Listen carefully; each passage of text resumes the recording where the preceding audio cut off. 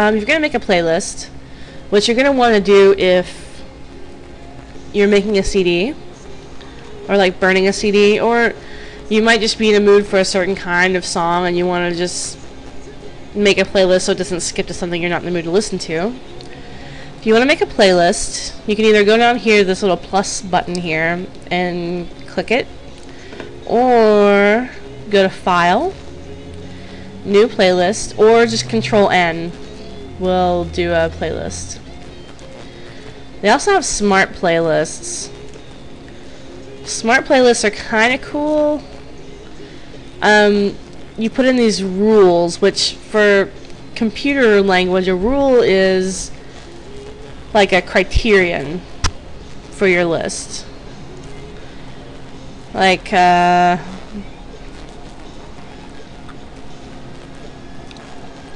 you put in year. If you want 80s music, year is in the range of 1980, 1989,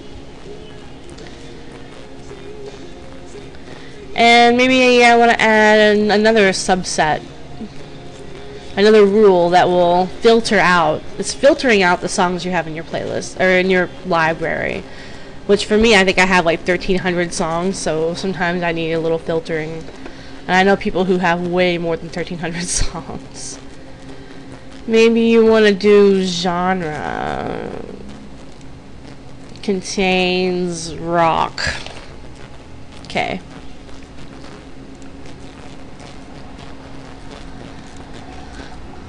So you can limit how many are on the playlist, or you can limit it to songs. You can limit it to size.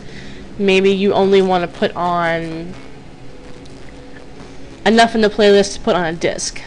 So you can limit it to 80 minutes, which generally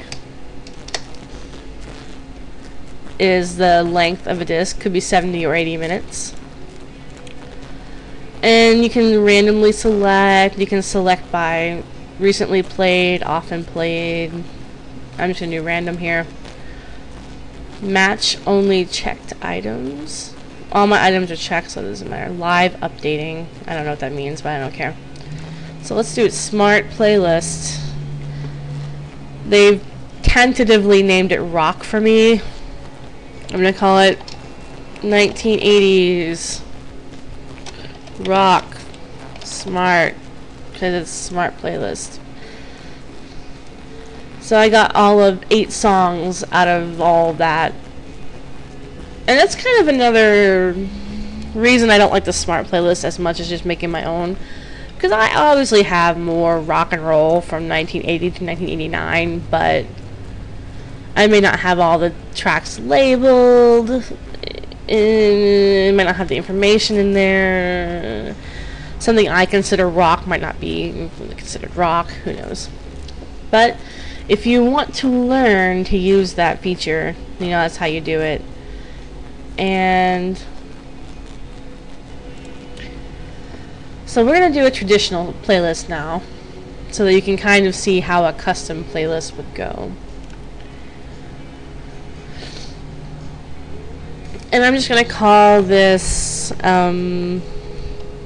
test list. And here we go. It's the first time we've created a playlist, so it has little tutorials. You can publish it to the store as a mix, or give it to friends to gift. You can burn it to a CD, which is always good. And I like how they emphasize you can listen to it in your car or play it on your home stereo. Because God forbid you give someone that you like a mixed CD, because they need to go out and buy that stuff themselves, apparently. Stupid. Anyway, so we got a new playlist. Oh yeah, we already have the playlist, test list. So we're gonna pick some songs to go on our test list. What am I in the mood for? I always a little bit in the mood for Year of the Cat. Even though that's one of those crazy 1970s songs, it's one I really like. We'll go good with that. Yeah, I have Barry Manilow on my computer. Shut up. Got some Beatles here. Do that. Oh, and what I'm doing here, if you're not familiar with doing it, like selecting multiple items, you see I have this one highlighted and this one highlighted. I hold down Control and click, and then I lit up on Control, and that highlights multiple ones, so you don't have to add them all individually. Just make sure if you do it this way, you're going to hold down Control, because the first time I click without doing that, I'm going to lose all the ones above it. So we'll just start down here at the Beatles or whatever. Yeah, where did Beatles go? Here we go. Let's pick out some Beatles songs. Holding down Control, holding down Control. Got some Beck. Got 2 turntables and a microphone. And it doesn't really matter. I'm not trying to match these right now. I'm just trying to get some. Okay. I have a few songs picked out. They don't go together. That's okay. Now I'm not holding down Control when I do this, because if you hold down Control and you do this, it's not going to work. I don't know why. I'm right-clicking, and I have a bunch of options here.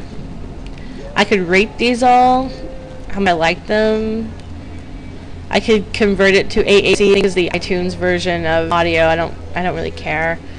Reset play count, reset skip count, a sort field. I could do all kinds of stuff, but what I'm going to do is add this to a playlist. You can see my playlist that I just come up, test list. And one thing I like to do if I'm putting a lot of songs in a playlist,